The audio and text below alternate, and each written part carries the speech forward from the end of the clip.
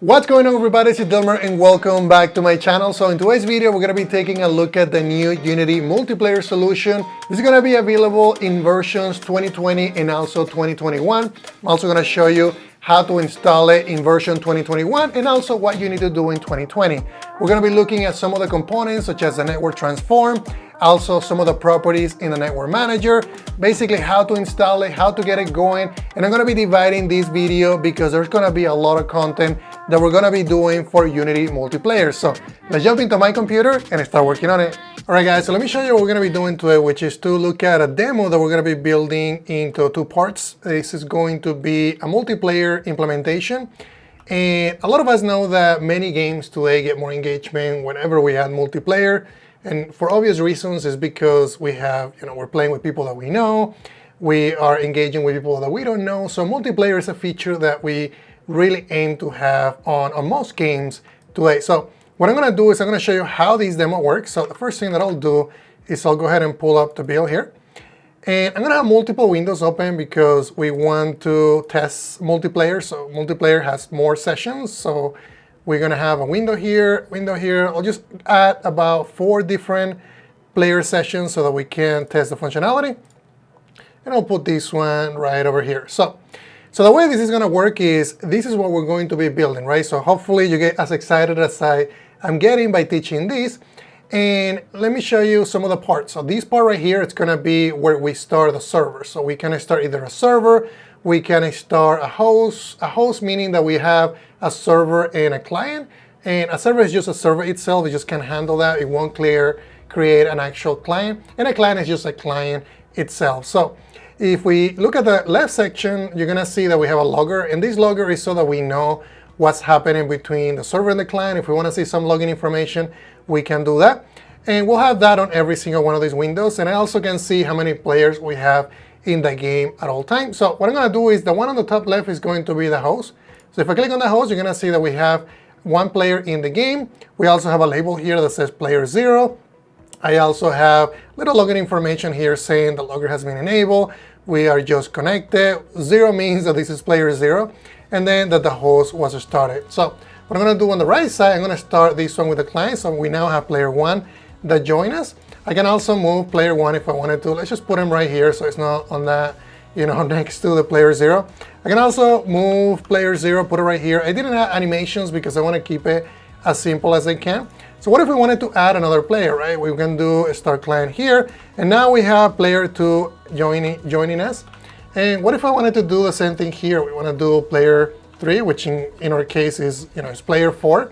We're talking about 0 index. That's why they are the way that they are. But, I can move these here. I can move these here, and everything is going to move. So what if we wanted to do player 5 with Unity? We can also do that as well.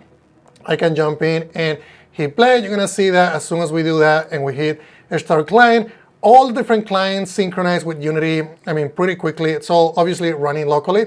But you can see that player 4 just connected. We also can look at the hierarchy here. We can see each one of the armatures, which in my case is what I call them. But you can see here, this is, player 0. We can also look at player 1, which is right here. And the other cool thing about this implementation that Unity did is you can see everything in real time. And by that I mean, if you look at the objects that are on the inspector right here, you can see that we have each one of these ones with a network object. And I'm going to walk you through that. Just stay with me. So if I look at this one, you can see that this one right here is owned by the server. This is a player object.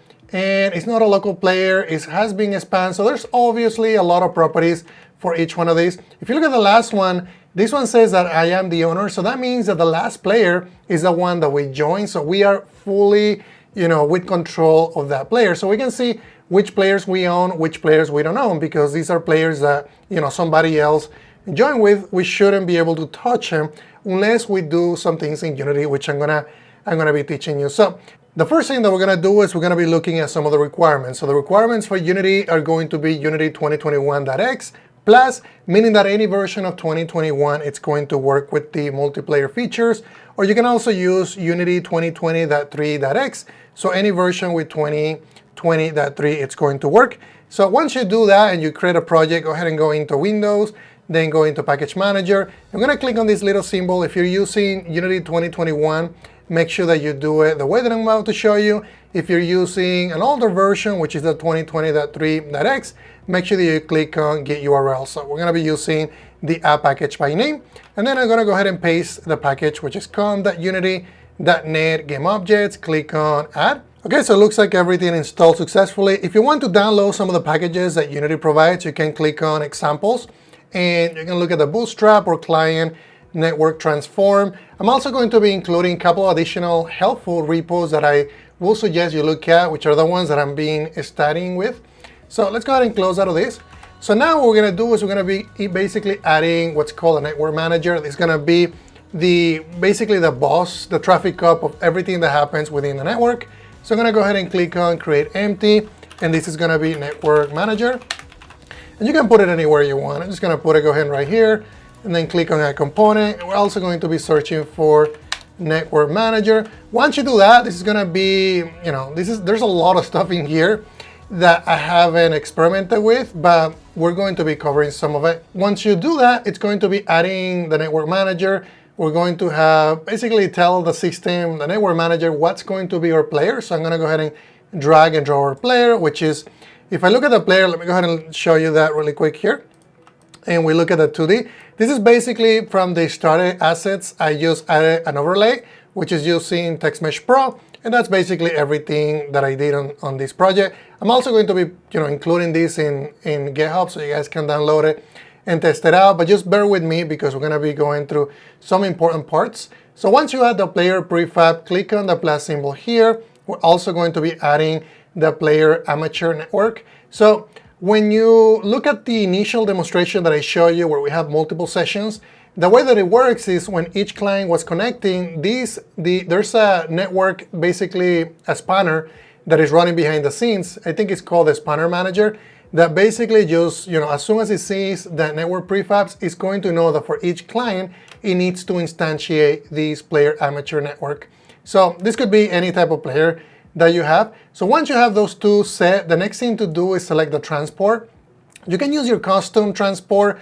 I don't see a reason why. Maybe you need more of a more robust solution, but in my case, this is what I'm teaching, so I'm going to be doing just the unit transport. And then once you do that, you're going to see that it adds this script, and this script is for communication, right? This is going to communicate by using this specific transform. If you needed a different transport, like I said, you can also look at the documentation because they also support that. So once you do that, you basically have networking up and running, but we're not going to leave it there. I just want to show you how this works. Let me go ahead and just clear this. Okay, so once you do that, we can't really get this going unless we add another component. So I'm going to go ahead and go into my player, and any component that is going to be using the networking implementation for unit, you're going to need what's called a network object. So we're going to be clicking on Add Component, and you're going to see that we have multiple components in here. We have network rigid body, which I'm going to be covering in future videos, network rigid body 2D, network animator. So if you want to handle and synchronize animations with the networking implementation, network manager, which we already covered, network object, which we're going to be adding, and also network transform. That it's really cool because any object that has this is going to get the transform information synchronized between the server and the client and the host. So pretty powerful. So let's go ahead and start with the network object. Once you do that, basically this object is going to be able to replicate through the network. There's really nothing in here that I had to change to make it work. They do get a specific hash. They also, you don't need to specify the network manager because it automatically handles that for you, because it knows that this is the player object that needs to be spanned from the network manager. So the next thing that I want to do is I want to show you how we can span the player without actually having to implement anything through code. So if I hit play, nothing happens, right? You're like, well, I coded it all and nothing is actually happening. Well, nothing is happening because we haven't actually told the SDK who the host is, who the server is, and who the client is. So in my case, I want this session to be basically the host. So I'm just going to look at my inspector area. If you look at the network manager, on the very bottom, you have three different buttons, one for the host, one for the server, and one for the client. That basically resembles what I have on the UI, but this doesn't work because we haven't implemented it on this video, at least for now. So if I click on Start Host, you're going to see that as soon as you do that, we're going to have our host in here. Obviously, it doesn't have a lot of the things that I showed you in the beginning because we haven't implemented the network overlay, but we have a player, and this player is, in fact, using the multiplayer implementation. You can see in here, if I click on it, this is the player armature network clone. It has a network object. We are the owner client ID. Well, this one is actually set to 0. Network object ID also gets an ID. The hash is what I was telling you about, that it generates automatically. And then it just gives you different properties if this object is a spawn, if this is a local player, which it is, if we are the owner of this player, which we are, or if this is owned by the server. So just keep in mind that these properties are really helpful when it comes to actually implementing this on the SDK, because we're going to be using those quite a bit. So that's everything that you need to do to get this going. I'm going to do another video.